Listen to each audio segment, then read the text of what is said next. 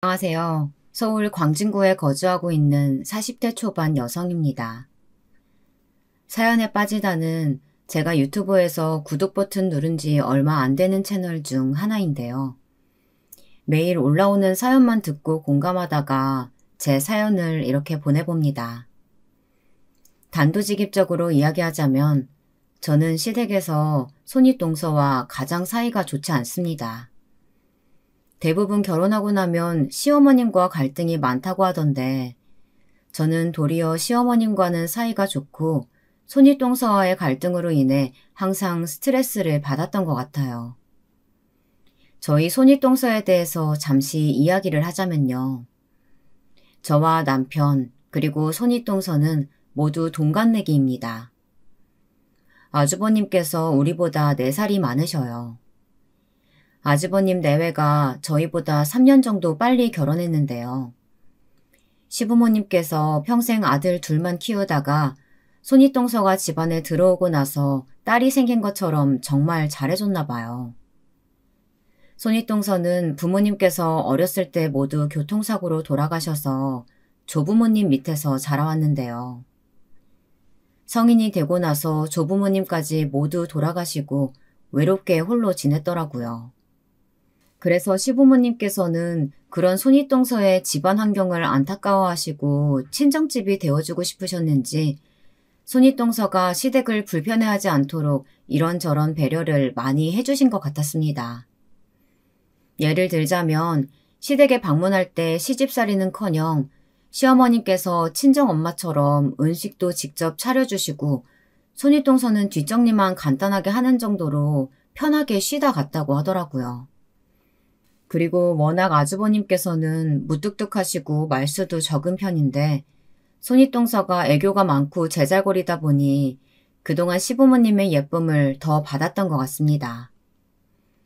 그런데 남편이 저와 결혼하겠다고 시댁에 인사를 시키러 데리고 왔는데 시부모님께서 저를 보고 둘째 딸을 얻은 것 마냥 좋아하시고 관심과 애정을 주시니까 손윗동서 입장에서는 시기 질투가 났나 봐요. 처음 시댁에 인사를 갔었을 때의 일인데요. 시댁 식구들과 인사를 나누고 식사를 마친 뒤 손윗동서가 설거지를 하려고 하자 제가 도와드리려고 부엌에 갔을 때입니다. 단 둘이 있다 보니 손윗동서가 저에게 이런저런 말을 먼저 걸어주더라고요. 저랑 동갑이라고 들었어요. 그래도 제가 손윗사람이니까 형님이라고 깍듯하게 이야기하는 거 알고 있으시죠? 저희 시부모님께서 겉으로는 다정다감하고 부드러워 보이셔도 은근히 엄하시고 형제간 서열을 중요하게 생각하세요. 그러니 당연히 며느리 서열에도 엄격하실 거고요. 손윗동서 말에 왠지 저에게 기강을 잡으려는 듯이 느껴졌는데요. 결국에 내가 계열상으로 높으니 네가 형님 대접을 잘 해야 한다. 이런 말을 돌려서 장황하게 하더라고요. 제가 손윗동서 입장이 되었더라도 나이 상관없이 시댁에서는 계열이 중요하니 이런 이야기를 처음부터 할 수 있겠다 싶어서 웃으면서 대답했습니다. 네, 형님, 그럼요. 저도 동갑이라고 해서 말 편하게 하고 그럴 생각 전혀 없어요. 당연히 호칭은 형님으로 하고 존대해야죠. 저희 친정부모님께서도 그런 부분에 있어서 굉장히 엄격하셔서 충분히 이해합니다. 설거지는 제가 할 테니까 형님은 다른 식구들하고 같이 쉬고 계세요. 아니에요. 처음 인사 온 귀한 손님한테 집안일을 혼자 시킬 수는 없죠.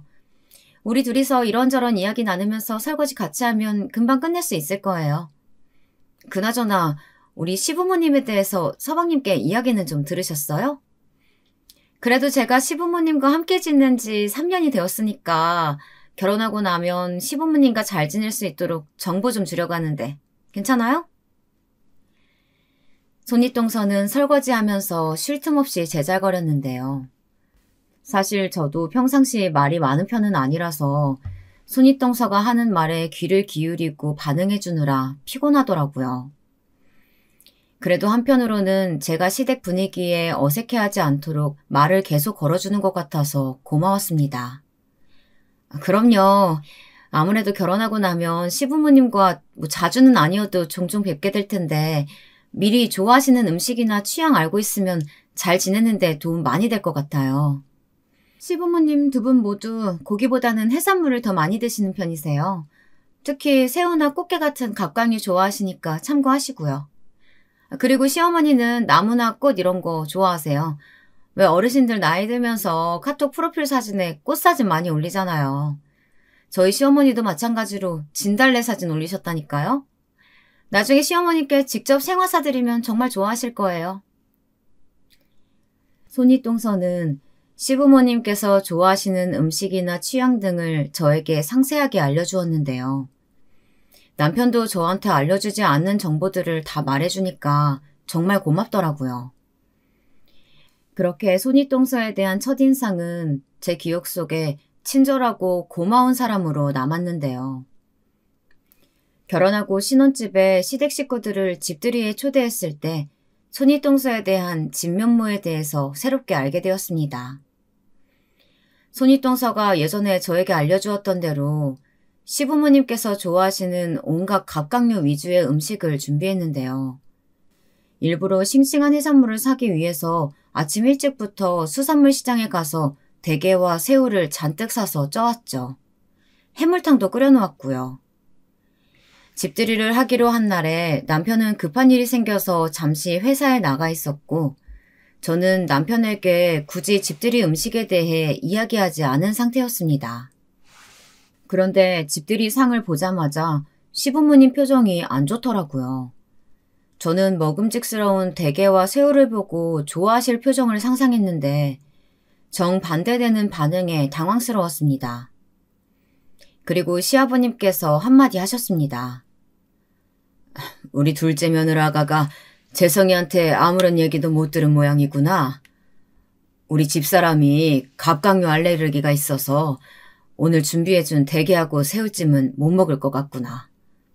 그래도 다른 해산물은 먹을 수 있으니까 해물탕 먹으면 된다. 집들이 음식 준비하느라고 고생 많았다. 시아버님의 말씀에 저는 순간 머리 한 대를 망치로 맞은 것처럼 띵했습니다. 분명히 손윗동서가 시부모님께서 갑각류를 좋아하신다고 떡 집어서 이야기해 주었는데 시어머님께서 갑각류 알레르기가 있다니 말이 안 되더라고요. 순간 당황스러운 마음을 바로잡고 손윗동서를 쳐다보았는데요. 손윗동서는 뒤를 돌아 모르는 척 웃고 있었습니다. 정말 이게 말로만 듣던 동서지간의 기싸움이구나 싶었는데요. 당장에 손윗동서에게 따지고 싶은 마음이 굴뚝 같았지만 시부모님께서 모두 계신 앞이라서 아무 말도 못하겠더라고요.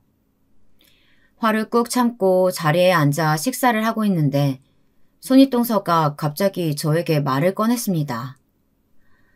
동서, 집들이 음식 준비하느라 아침부터 고생 많았는데 어머님께서 되게니 새우니 하나도 못 드셔서 어쩌나? 아쉬운 대로 다른 식구들이 먹을 테니까 너무 상심하지는 마. 그나저나 어머니께서 드실 수 있는 음식이 해물탕밖에 없는 것 같은데 국물이 너무 짠 것 같다. 저는 당장에 손윗동서의 입을 틀어막고 싶었습니다.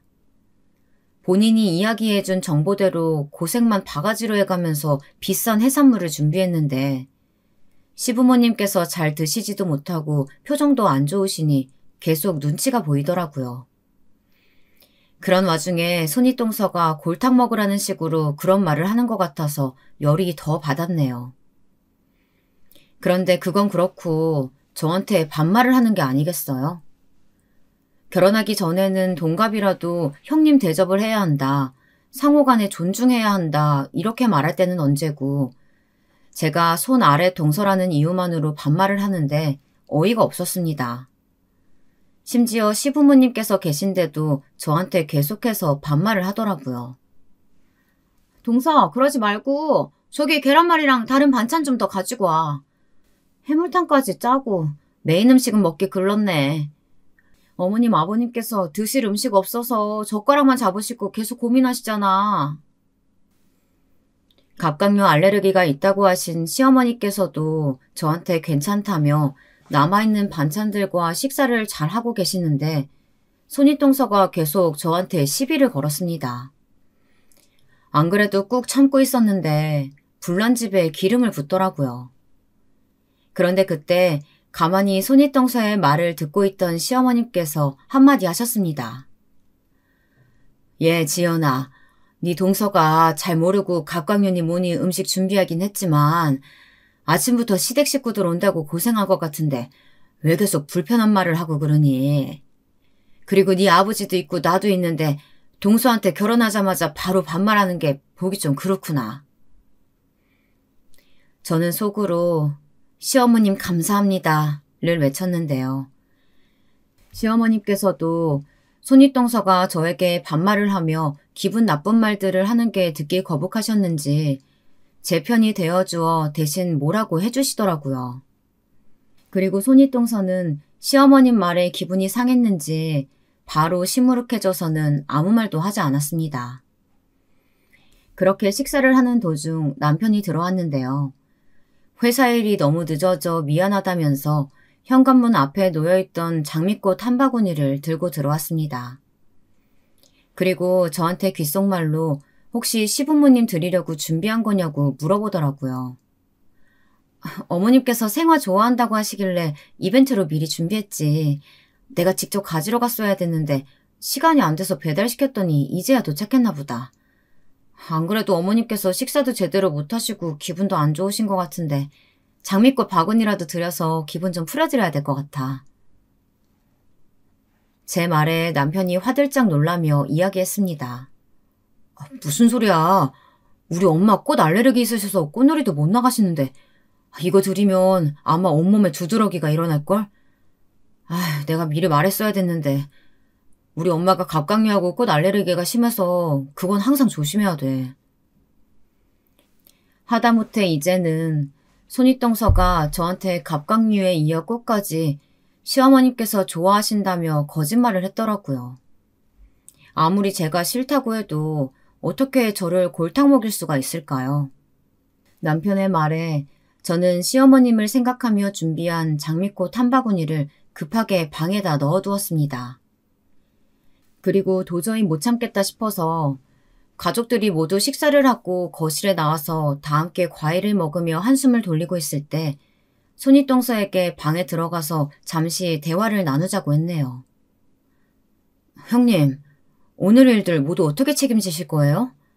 저한테 분명 시부모님께서 좋아하시는 거라면서 갑각류하고 꽃하고 알려주신 거잖아요. 아까 밖에서 사실대로 이야기하려다가 꾹 참았는데 도대체 무슨 억하심정으로 저한테 그런 거짓말을 하신 거예요? 저는 화가 나서 손윗동서에게 쏘아붙였는데요. 손윗동서는 아무 일도 아닌 것처럼 저를 비웃으며 이야기했습니다. 동서, 어린애도 아니고 본인이 잘못한 걸 가지고 누구한테 책임지라는 거야. 그리고 동서지간에 장난도 못 쳐? 설마하니 내가 반대로 얘기한 걸 곧이곧대로 알아들을 줄은 몰랐네. 서방님이 아무 이야기 안 해주신 걸 보니 둘이 무늬만 부부인 거 아니야? 서로 공유하는 게 하나도 없나 보다. 손윗동서는 본인이 잘못한 걸 시인하지도 않으면서 도리어 제가 더 잘못한 것 마냥 말하는데 분노가 솟구쳐 올랐습니다. 그리고 저와 남편의 관계까지 무시하면서 선을 넘는 발언을 하더라고요. 아까 어머님께서 이야기하시는 거 못 들으셨어요? 동서지간에 서로 존중할 줄 알아야 한다고 존댓말 쓰라고 하셨잖아요. 제가 형님 대접하는 것처럼 형님도 저한테 예의 좀 지키시지 그래요? 예의는 개뿔. 예의는 동서 혼자서 실컷 지키시고요. 시부모님 앞에서나 존댓말 쓰지 뭘 또 그렇게 둘이 있는데 딱딱하게 존댓말을 하라고 해. 동서도 둘이 있을 때는 반말 쓰던가. 아무튼 나는 더 이상 동서랑 할 얘기 없으니까 나간다. 손윗동서는 끝까지 거짓말해서 저한테 미안하다는 말 한마디 하지 않고 본인 할 말만 하고 방문을 나가버렸습니다. 저는 그대로 그 자리에 서서 벙쪄 있었는데요. 결혼하고 시댁이라는 곳이 만만치 않을 거라고 생각했는데 이렇게 저를 하대하는 손윗동서를 만나니 제가 정신 차리지 않으면 앞으로 바보같이 당하고만 있겠더라고요. 그래서 앞으로는 더욱 정신 차리고 손윗동서에게 맞서고자 다짐했습니다. 그로부터 몇 개월이 지나서 첫 명절을 보내게 되었는데요. 첫 명절인 만큼 몇 주 전부터 긴장을 하고 있었는데 추석을 앞두고 날이 선선해지면서 독감에 걸리고 말았습니다. 제 평생 처음 걸리는 독감이었는데 살면서 그렇게까지 아픈 게 처음이었네요. 몇 날 며칠 동안 고열에 온몸에 힘이 쭉 빠져서 회사도 못 나가고 일주일 동안 쥐 죽은 듯이 침대에만 누워 지냈습니다. 추석 전날까지도 상태가 나아지지 않자 남편이 아무래도 시댁에 가기 어려울 것 같다며 시부모님께 연락을 취했습니다. 시부모님께서도 온 가족이 다 함께 지내는 명절이다 보니 기대를 하셨는데 제가 독감으로 병원에 입원을 했는데도 상태가 호전되지 않는다는 이야기를 듣자 제 건강이 우선이라며 시댁에 오지 말고 푹 쉬라고 하시더라고요. 죄송한 마음이 들어서 저는 누워서 시름시름 앓는 와중에도 따로 시어머님, 시아버님께 전화를 드리고 마음 편히 집에서 쉬고 있었습니다. 그런데 갑자기 추석 당일 손이 동서한테 전화 한 통이 오더라고요. 동서, 괜찮아? 독감이라며. 요즘 독감 심하다고 하던데 조심해. 서방님께서 아침 일찍 시댁에 차례 지내러 오셔서는 동서 상태 많이 안 좋다고 하길래 걱정돼서 한번 전화해봤어. 웬일로 손윗동서가 저를 걱정해서 연락을 다 했나 싶었는데요. 하는 말을 계속 듣고 있자니 역시 무슨 꿍꿍이가 있어서 저한테 전화를 걸었던 거더라고요. 다른 게 아니고 이번 명절 때 내가 갈비찜을 해갔는데 어머님하고 아버님께서 너무 좋아하시지 뭐야. 그러더니 아버님께서 용돈을 넉넉하게 주셨는데 동서도 첫 명절인데 몸이 아파서 고생한다면서 용돈도 함께 챙겨주시더라고. 아마 서방님이 동서 용돈 챙겨다 주실 거야.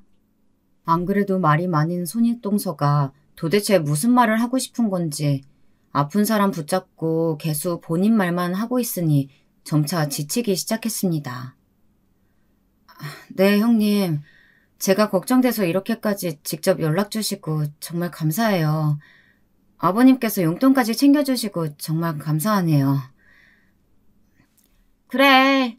그 용돈 나 때문에 동서도 받게 된 거니까 나한테 고마워하라고. 시아버님께서 명절이라고 그냥 용돈 챙겨주신 게 아니고 내가 이뻐서 용돈 챙겨주시는 김에 동서한테도 안 주기 그렇고 그러니까 동서도 내 덕에 곁다리로 용돈 받게 된 건 줄 알아. 손윗동서는 결국 본인 때문에 시아버님으로부터 용돈을 받게 되었으니 감사 인사를 하라고 저한테 전화를 걸었던 겁니다. 사실 시부모님께서는 임대사업을 하고 계셔서 씀씀이가 크신 편이었는데요.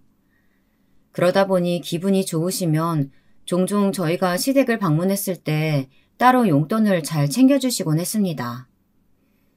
이번에도 시아버지께서 제가 남편과 결혼하고 처음 보내게 되는 명절이기도 하고 그래서 용돈을 챙겨주신 것 같았는데요. 손윗동서가 아파서 알아 누워있는 저에게 굳이 전화를 해서 자기 과시를 하니 어이가 없었습니다. 그나저나 결혼하고 처음 보내게 된 명절인데 시댁에 못 와서 어떡해?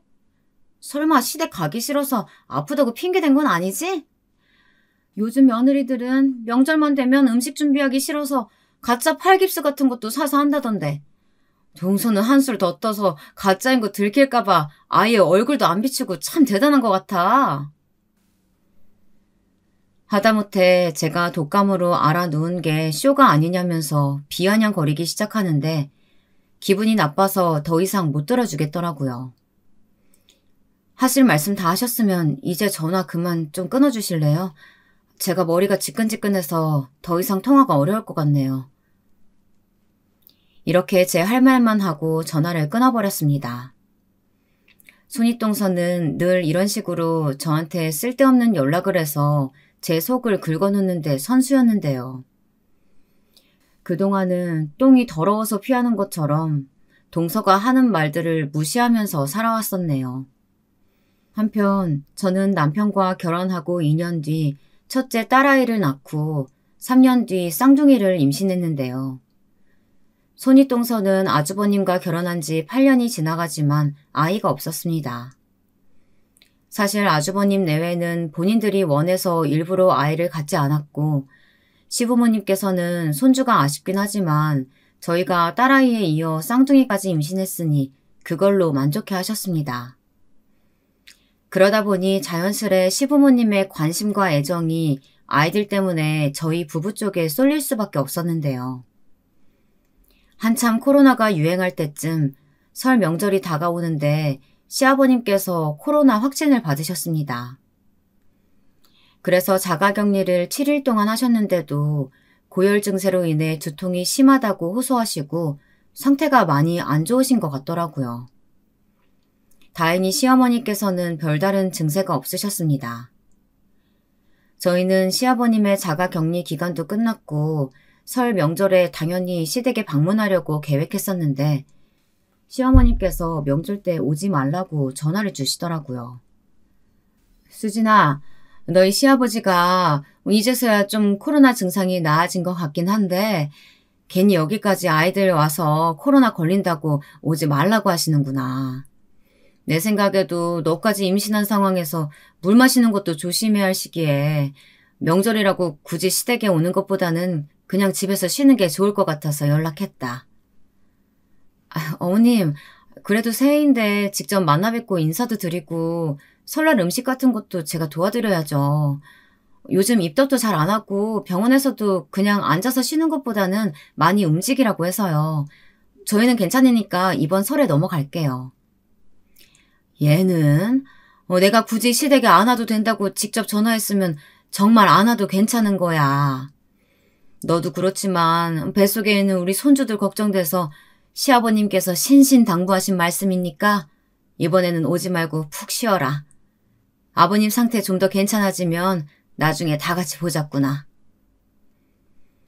시어머님께서 몇 번이고 오지 말라고 하시는데 굳이 시댁에 가겠다고 이야기하는 것도 모양새가 이상할 것 같아서 알겠다고 말씀드렸습니다. 저희 시부모님께서는 늘 이렇게 먼저 배려해 주시고 저를 정말 친딸처럼 대해 주시는 것 같아 진심으로 감사한 마음이 들더라고요. 남편은 이왕 이렇게 시댁에 못 가게 된 거 저희 친정집에 가서 설 연휴를 보내자고 하더라고요. 그래서 정말 오랜만에 친정집을 방문했습니다. 사실 저희 친정집이 부산에 있다 보니 한번 방문하려면 만만치가 않았는데요. 명절에는 시댁에서 차례를 지내다 보니 연휴 일정이나 거리를 생각했을 때 늘 친정집에 방문하기가 어려웠던 것 같네요. 그러다 보니 결혼하고 명절 때 한 번도 친정집에 방문한 적이 없었는데 이번에는 시댁에 못 가게 되었으니 남편이 저희 친정집에 가서 푹 쉬다가 오자고 먼저 말해주어 고마웠습니다. 그래서 무거운 몸을 이끌고 KTX를 타고 친정집으로 향했는데요. 오랜만에 친정 식구들을 보니 너무 반갑더라고요. 저희 친정집에는 외할머니, 외할아버지까지 살고 계셔서 대식구였고 딸아이와 더불어 뱃속에 쌍둥이까지 임신한 상태로 방문하자 정말 다들 반갑게 맞아주셨습니다. 저희 가족들도 오랜만에 봐서 기쁜 나머지 다 같이 사진을 찍어서 SNS에 올려놓았는데요. 그날 저녁 갑자기 손윗동서로부터 전화 한 통이 왔더라고요. 무슨 일로 저한테 전화를 했나 싶어서 다짜고짜 전화를 받았더니 막말을 해대더라고요. 동서가 이번 설날에는 쌍둥이 임신해서 시댁에 못 온다고 했다면서?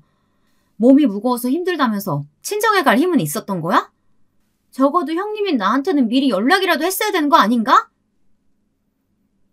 시댁에 오지 말라고 이야기를 꺼낸 건 시어머님이었고 친정집에 가자고 한 건 남편이었는데 왜 제가 손윗동서로부터 그런 전화를 받고 안 좋은 소리를 듣고 있어야 하는 건지 모르겠더라고요.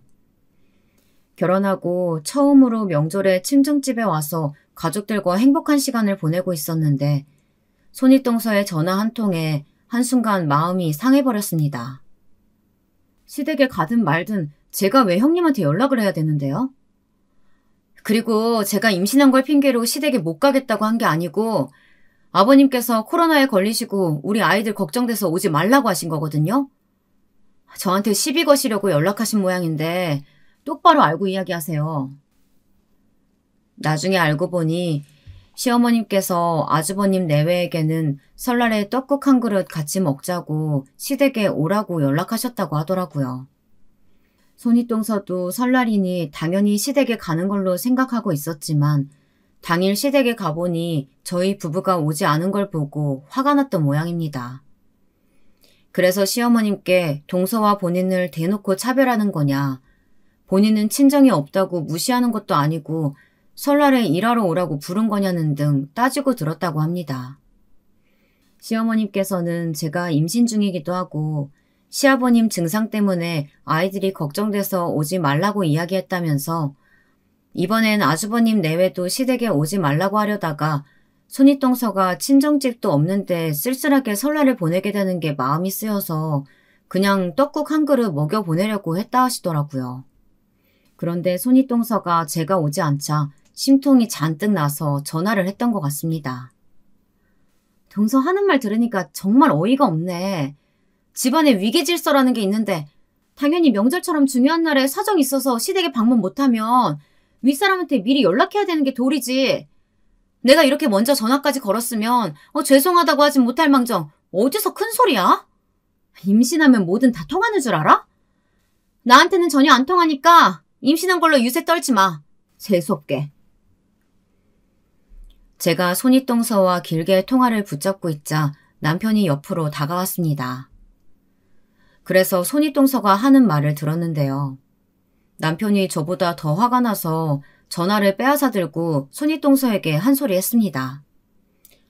형수님, 듣자 하니 말씀이 너무 지나치시네요.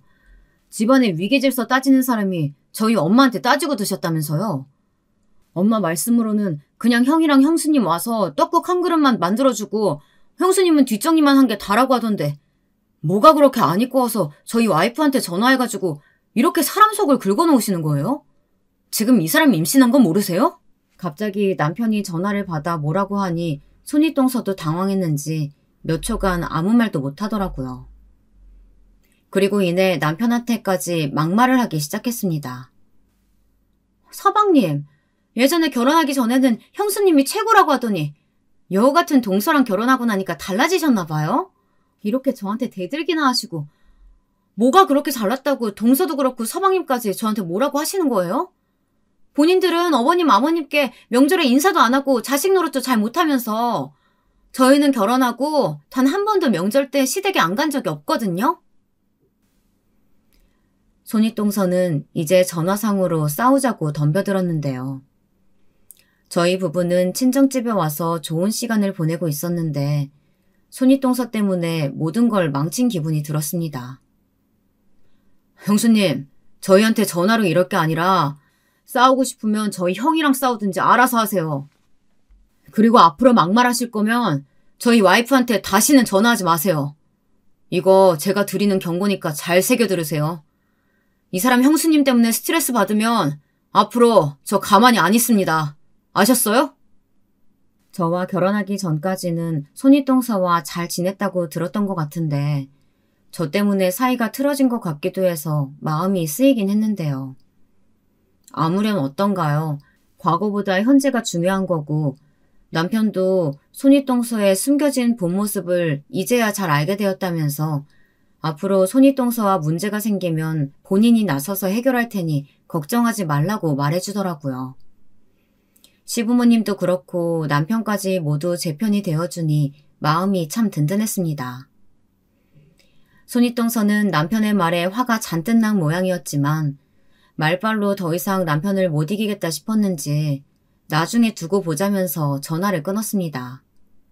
제가 봤을 때는 시부모님께서 아주버님 내외와 저희 부부를 차별하는 게 딱히 크게 없이 공평하게 대해주시는 것 같은데 괜히 손윗동서 혼자서 자존심을 부리며 꼭 저한테 저렇게 속풀이를 하더라고요. 그리고 저와 남편에게 화가 많이 났는지 그 분풀이를 하기 위해서인지 손윗동서가 얼마 전 갈등을 유도한 일이 있었는데요.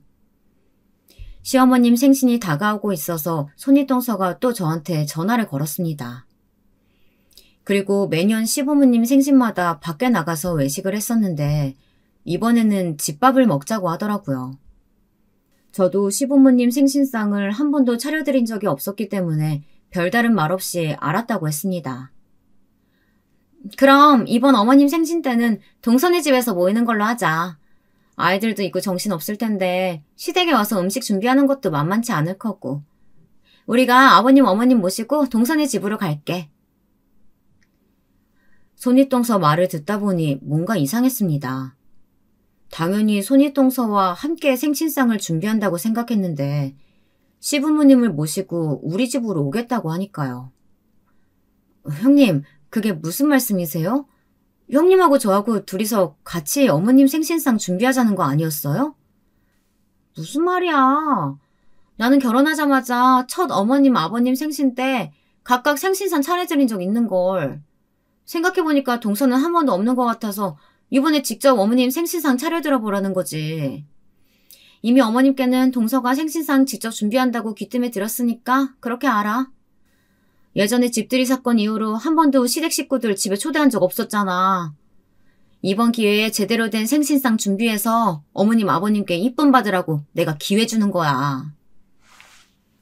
저와 상의도 없이 제가 생신상을 차리는 것으로 시어머님께 손윗동서가 이미 말씀드려 놓았다고 하니 어이가 없고 화가 나더라고요. 정말 제멋대로 구는 손윗동서의 행동에 할 말을 잃었습니다.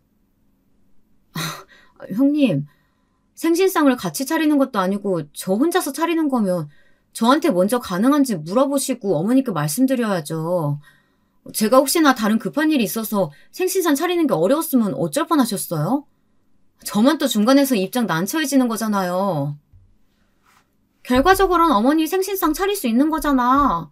그럼 된 거지. 뭘 그런 걸 가지고 화를 내고 그래? 나는 동서 생각해서 이야기한 거구만. 사람 참 민망하게 만드는 재주 있는 거 알아?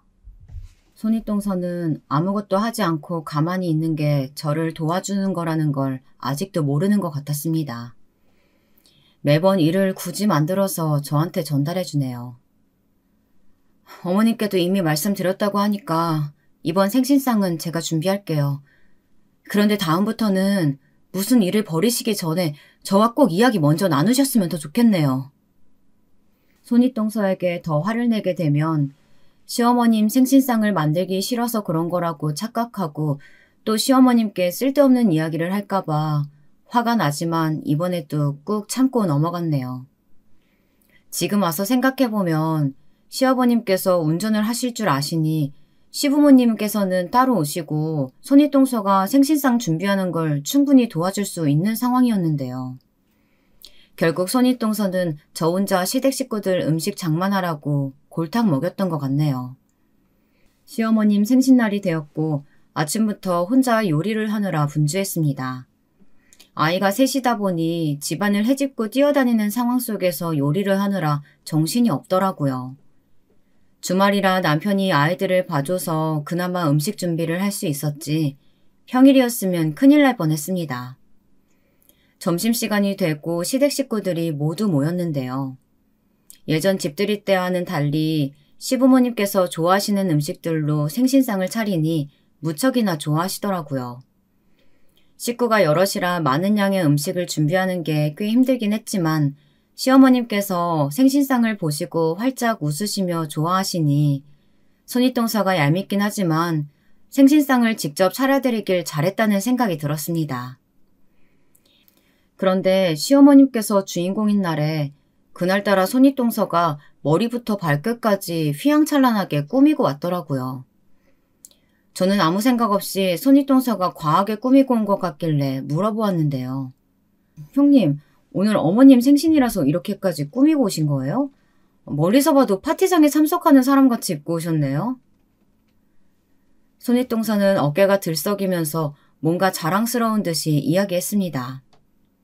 동서가 보기에도 내가 좀 튀어 보여? 내가 얼마 전에 주식을 시작했는데 다들 주식 투자하지 말라고 반토막 났다고들 하는데 나는 좋은 상품 만나가지고 3주 전부터 쭉쭉 오르고 있는 거 있지? 그거 일부 팔아서 오랜만에 옷이니 가방이니 장만해봤어. 동서가 보는 눈이 있어서 그런지 눈에 띄나 보네. 사실 손윗동서는 매번 시댁 식구들을 만날 때마다 제가 입은 옷과 가방들을 보면서 뚫어져라 쳐다보았는데요. 혹시나 시아버님께서 저한테만 용돈을 주고 제가 새로 옷과 가방을 산 건 아닌지, 아니면 시어머님하고 같이 백화점에 다녀와서 산 건 아닌지 시기 질투를 하며 물어보았습니다. 그런데 그날은 꽤 비싼 옷과 가방을 착용하고 와서는 콧대 높게 자랑을 하더라고요. 그런 손윗동서의 모습을 보니 평상시에 얼마나 저한테 시기 질투를 느끼고 자존심을 부렸으면 시어머님 생신 때 저렇게 입고 올 수 있나 생각이 들었는데요. 오늘 어머님 생신인데 형님 생일인 것처럼 화려하게 입고 오셔서 한번 여쭤봤어요. 그나저나 얼마나 좋은 상품이시길래 이 시기에 몇 주째 상승하시는지 모르겠네요. 괜찮은 상품이면 저도 한번 소개해주세요. 알려달라고? 나 아무나 잘 안 알려주는데. 그럼 고급 정보니까 다른 사람한테는 알리지 말고 동서만 알고 있어? 내가 아는 지인한테 전달받은 정보인데 앞으로 몇 주간은 계속 쭉쭉 오를 거야. 사실 저는 빈말로 어떤 상품인지 알려달라고 한 거였는데 손윗동서는 저한테 인심 쓰듯이 거들먹거리면서 알려주더라고요. 그리고 주식이 올라서 그렇게나 기분이 좋은지 콧노래를 부르며 저한테 핸드폰을 꺼내서 어떤 상품에 투자했는지 보여주었습니다. 손윗동서가 보여준 상품을 보고 깜짝 놀랐는데요. 알고 보니 저희 친정 아버지께서 운영하시는 회사에 주식 투자를 했더라고요. 저희 아버지께서는 부산에서 식품회사를 크게 운영하고 계시는데 2년 전에 상장되었고 작년에 정부 지원을 받아 올해 해외 수출을 앞두고 있었습니다. 아버지께서 해외 수출을 앞두고 회사 일이 바쁘다는 이야기는 들었는데 주식이 이렇게 오를 정도로 회사가 잘 운영되고 있는지는 몰랐네요. 아, 여기 회사가 요즘 그렇게 잘 나가요? 저는 잘 몰랐는데 저도 한번 투자해봐야겠어요. 알려주셔서 감사해요. 어쨌거나 손윗동서가 저희 아버지께서 운영하시는 회사에 투자를 하고 좋게 말해주니 기분이 나쁘지는 않더라고요. 오랜만에 저희 집에 모인 거라서 그런지 점심 식사를 다 같이 맛있게 하고 시아버님께서 저녁에 배달 음식을 시켜서 술 한 잔을 하자고 하시더라고요. 그래서 저녁까지 시댁 식구들이 모여 있었습니다. 다들 오랜만에 즐겁게 술 한 잔을 하며 이런저런 대화를 나누고 있는데 손윗동서가 주식 때문에 기분이 좋은진 몰라도 술을 빨리 마시더라고요. 손윗동서는 평상시 음주 가무를 좋아했는데요. 술을 많이 마시면 정신을 잘 못 차리고 주변 사람들에게 괜히 시비를 걸고 해코지하는 그런 안 좋은 버릇이 있었습니다.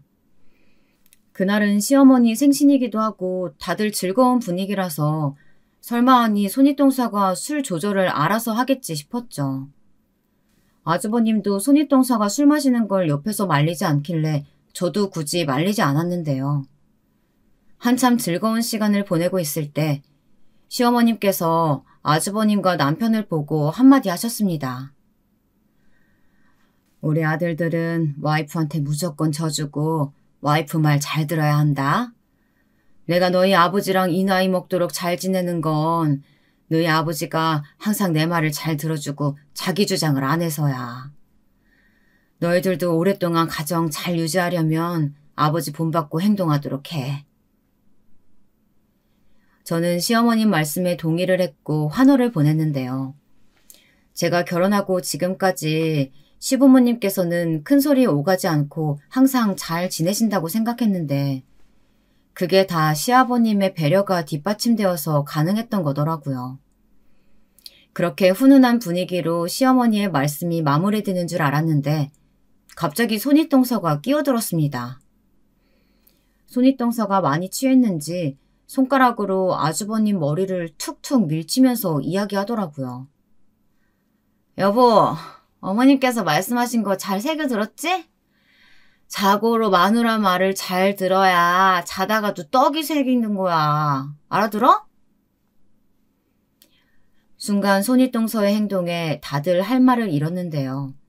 분위기가 싸해져서 남편이 아주버님을 대신해 손윗동서에게 이야기했습니다.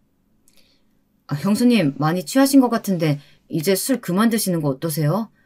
이제 시간도 늦어서 다들 자리에서 일어나야 될 것 같기도 하고요. 손윗동서는 남편의 말을 무시하고 계속해서 자기 할 말을 이어나갔습니다. 야, 김재석! 내 말 잘 들으라고. 왜 아무 대답도 안 해? 아주버님이 아무런 대꾸도 하지 않자 손윗동서는 버럭 화를 내며 소리쳤습니다. 그때 옆에 앉아있던 시부모님께서도 표정이 안 좋아지시는 것 같아서 저까지 나서서 손윗동서를 말리기 시작했는데요. 그랬더니 이번에는 손윗동서가 저희 남편의 팔을 주먹으로 여러 대 때리면서 이야기했습니다. 서방님도 여자 말 잘 들어요. 우리 집 남자들은 아버님 빼고 다들 문제가 있어. 와이프가 얘기를 하면 곧바로 반응을 해야지. 왜 다들 무시하고 가만히 있냔 말이야. 가만히 있던 남편까지 건들며 손윗동서가 싸잡아서 뭐라고 말하자 남편도 화가 났는지 소리치더라고요. 형수님, 술 마시면 곱게 취하셔야죠. 오늘 엄마 생신인데 형수님이 이렇게 술 취해서 되겠어요? 어른들 보기에 부끄럽지도 않으세요? 내일 술 깨고 어떻게 감당하시려고 그러세요? 손윗동서는 저희 남편은 안중에도 없는지 계속 술을 입에 들이부으며 주사를 부렸는데요. 그때 마침 방 안에서 놀고 있던 저희 아이들이 거실 밖으로 나와서 저한테 장난감을 찾아달라고 하더라고요. 엄마, 어제 우리 다이소에 가서 산 장난감 있잖아요. 그거 어디 있어요? 어제 쇼핑백 그대로 장난감 넣어둔 것 같은데. 동생들하고 같이 가지고 놀려고 했는데 안 보여서요. 저는 아이들에게 손윗동서가 주사 부리는 모습을 보여주고 싶지 않았고 급한 대로 자리에서 일어나서 다이소 쇼핑백을 찾아다녔는데요. 마침 소파 옆 선반에 올려져 있길래 쇼핑백을 집어다가 첫째 딸에게 넘기는데 그 모습을 보고 손윗동서가 갑자기 저를 보더니 한마디 했습니다. 그렇게 찌질하게 살고 싶어? 다이소가 웬 말이야. 무슨 애들 장난감을 다이소에서 사다 주냐, 동서는? 백화점 가서 사줘야지. 그렇게까지 궁하게 살아서 뭐해? 한 번뿐인 인생 즐기면서 살아야지. 아, 우리 조카들이 가지고 노는 장난감이 다이소 제품이라니. 안쓰러워서 안 되겠네. 내가 내일 당장 백화점 가서 비싼 장난감들을 바꿔줄 테니까 이거 가지고 놀지 마, 얘들아. 손윗동서는 제 손에 들고 있던 쇼핑백을 빼앗아 바닥에 내팽개쳤고 그 순간 첫째 딸과 함께 거실로 나왔던 어리 쌍둥이들이 놀랐는지 막 울기 시작했습니다. 정말 모든 상황들이 순식간에 벌어졌는데요. 아이들까지 울기 시작하니 분위기는 더욱 싸해졌고 더 이상 술자리를 유지할 수가 없었습니다. 저는 아이들까지 울린 손윗동서를 가만히 둘 수 없어 화를 내며 소리쳤습니다. 형님, 지금 뭐하는 짓이에요? 애들 장난감을 왜 던져요? 그리고 다이소 장난감이 뭐 어떻다고 이래요? 장난감이 하나같이 똑같은 장난감이지. 다이소하고 백화점하고 다를 게 뭐가 있다고 지금 이런 난리부르스를 치내고요. 참나, 지 혼자 아이들 잘 키우는 척 하더니 정작 애들한테 1,000원짜리 싸구려 장난감이나 손에 쥐어주고 잘하는 짓이다. 내가 주식으로 돈 좀 벌어보니까 세상이 달라 보여서 그래. 찌질하게 아끼고 살아봤자 다 소용없다니까? 누가 알아주냐고. 명품 옷에 명품 가방 들고 밖에 나가봐라. 사람들이 다 우러러 쳐다보지. 찌질하게 좀 살지 마, 동서. 손윗동서의 선을 넘는 발언에 손이 부들부들 떨렸습니다. 마음 같아선 손윗동서의 머리채를 쥐고 흔들고 싶었지만 술 취한 사람하고 똑같이 행동해봤자 저도 똑같은 사람이 되는 것 같아서 참았는데요. 무엇보다 시어머니 생신인데 손윗동서를 자극할수록 집안 분위기만 안 좋아지는 것 같아서 그만두었네요. 그리고 그때 시부모님께서 더 이상 안 되겠다 싶으셨는지 밖으로 먼저 나가시더라고요. 그리고 뒤늦게 아주버님도 손윗동서의 팔을 붙잡아 나가자며 끌어당겼습니다. 그런데 손윗동서는 그런 상황 속에서도 정신을 못 차렸는지 아파트 주민들이 다 들릴 정도로 고성방가를 질렀습니다. 왜 다들 나만 이상한 사람 취급하는 거예요? 왜 다들 나를 그런 눈빛으로 쳐다보면서 나가는 거냐고. 나도 이제 여기 안 올 거야. 찌질하게 다이소 제품이나 사는 집안 따위 오면 뭐 하냐고. 격 떨어져서 정말. 손윗동서는 아주버님의 손에 이끌려 결국 밖으로 나갔고 곱씹어 생각할수록 손윗동서의 말에 기분이 나쁘더라고요. 다이소 제품을 산다고 해서 격이 떨어지는 건가요? 그리고 언제부터 돈이 많아서 명품 옷에 명품 가방을 사서 다녔다고 주식 한 번으로 갑자기 졸부가 되자 부자인 것처럼 마냥 온갖 생색을 내는 게 참 역겹고 유치하게 느껴졌습니다. 그리고 주식 투자한 회사도 우리 아버지 회사인데 아무것도 모르면서 사람을 무시하니 화가 치밀어 올랐던 것 같네요. 그렇게 시어머님 생신 파티의 시작은 좋았으나 끝은 손윗동서 때문에 망치고 말았는데요. 그 다음날 본인도 민망했는지 손윗동서에게서 전화가 왔더라고요. 동서, 어제 내가 너무 취했지? 지금 어머님 아버님께 전화 드리고 나서 동서한테 전화하는 거야. 어제 내가 별별 이상한 말을 다 한 것 같은데 기분 나쁘게 생각하지 말고 내가 사과하는 뜻으로 우리 조카들 백화점에서 장난감 사줄 테니까 밖에서 만나자. 어제는 내가 미안했어. 저는 어제 하루 종일 시어머님 생신상 차리라 시댁 식구들 비위 맞추느랴 너무 힘들고 지쳐서 그냥 집에서 푹 쉬고 싶었는데요. 손윗동서에게 그동안 미안하다는 말 한마디 들은 적이 없었는데 어제 한 일에 대해서는 정말 미안했는지 저한테 사과를 다 하더라고요. 형님, 이제 앞으로는 가족들하고 술 마실 때 적당히 드세요. 어제 식구들이 형님 한 사람 때문에 얼마나 진땀 뺐는 줄 아세요? 그리고 오늘은 그냥 집에서 쉬고 싶어서요. 아이들 장난감은 마음으로 받은 걸로 생각할 테니까 굳이 백화점까지 안 가셔도 돼요. 에이, 아직 화가 덜 풀렸구만. 생각해보니까 조카들 장난감을 한 번도 안 사준 것 같아서 내가 이번 기회에 마음먹었을 때 사주려고 하는 거야. 어제도 얘기했지만 다이소 싸구려 장난감 가지고 놀이하는 거 보니까 마음이 안쓰럽더라고. 찌질하게 자존심 부리지 말고 그냥 내가 사줄 때 백화점으로 나와. 손윗동서는 술이 깼어도 정신을 못 차렸더라고요. 어제 안 그래도 저한테 찌질하다고 하고 우리 애들 장난감이 다이소에서 산 거라고 개무시를 했는데 이참에 참교육을 해줘야겠다는 생각이 들었습니다. 그래요, 그럼. 형님이 얼마나 돈이 많은 줄 몰라도 우리 애들 장난감 사준다고 하니까 안 그래도 백화점에서 봐둔 게 있었는데 그거 사주시면 되겠네요. 지금 나갈 테니까 백화점에서 봬요. 저는 몸도 마음도 피곤하긴 했지만 손윗동서를 이대로 두었다간 안 그래도 저를 아랫사람이라고 하대하는 판에 돈까지 없다고 무시할 것 같아서 백화점으로 나갔습니다. 이번에도 손윗동서는 머리부터 발끝까지 비싼 옷과 신발, 가방으로 무장을 했더라고요. 그리고 뭐가 그리 당당한지 턱을 치켜들고 백화점으로 들어갔습니다. 저는 평상시 쌍둥이들을 데리고 밖에 나갈 때 전동차가 있으면 좋겠다는 생각을 했었는데요. 쌍둥이라서 전동차도 2대가 있어야 하니 돈이 많이 들어서 살지 말지 갈등을 했었는데 손윗동서가 먼저 나서서 사준다고 하니 이때다 싶었습니다. 그런데 제가 사려던 전동차가 독일에서 수입해서 들어온 제품이라서 전동차 한 대당 50만 원이 넘었고 2대를 사려면 100만 원이 넘는 가격이었습니다. 손윗동서는 꼴에 자존심을 부리겠다며 카드를 저에게 건네주며 이야기했습니다. 참나, 내가 동서처럼 찌질한 사람인 줄 알아? 내가 말했잖아. 주식으로 돈 많이 벌어서 조카들한테 이 정도 사주는 건 껌값이나 마찬가지야.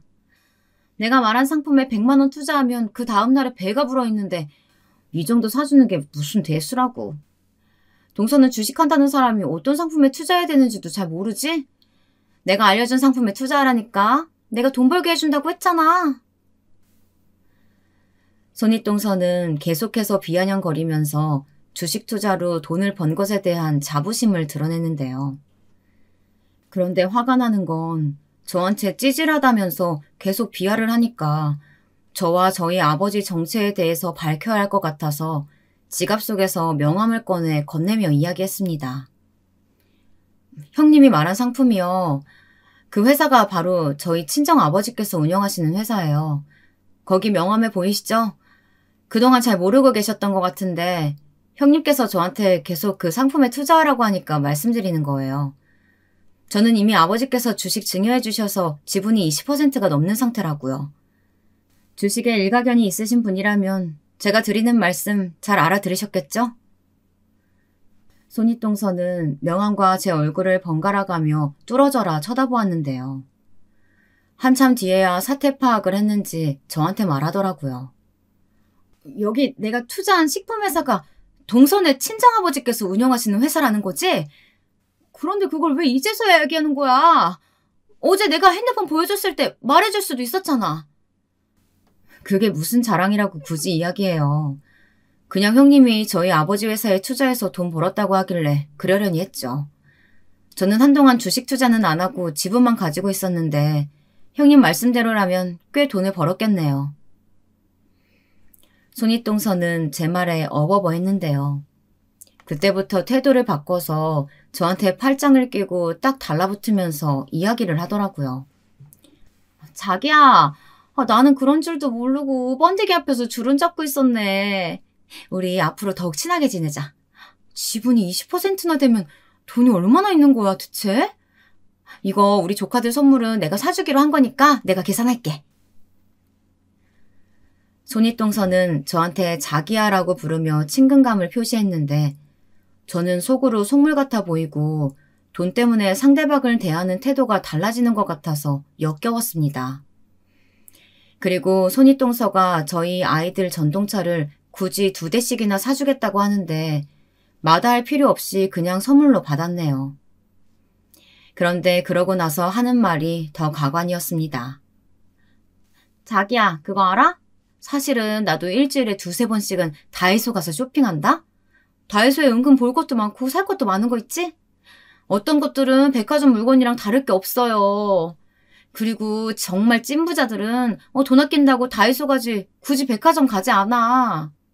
알고 보니까 우리 동서가 찐부자라서 그동안 다이소에서 아이들 장난감을 사줬던 거구나? 참 사람이 검소하고 겸손해요. 제가 다이소에서 쇼핑했다고 찌질하다고 무시할 때는 언제고 이제는 본인도 다이소에 자주 다닌다면서 알랑방귀를 끄는데 어이가 없었네요. 손윗동서는 시댁에서 만날 때면 저한테 손윗사람 노릇하느라 시어머님도 가만히 계시는 판에 시집살이를 시켰는데요. 그 이후로는 본인한테 나중에 콩국물이라도 떨어지는 걸 기대하는지 시집살이는커녕 본인이 나서서 시댁 일을 다 하더라고요. 저는 덕분에 시댁에 가면 몸도 마음도 편하게 시간을 보내게 되었네요. 진작에 손윗동서한테 저희 아버지나 저에 대해서 이야기할 걸 재력이 이렇게나 좋은 건지 몰랐습니다. 제 사연은 여기까지이고요. 저의 긴 사연 읽어주셔서 감사드립니다.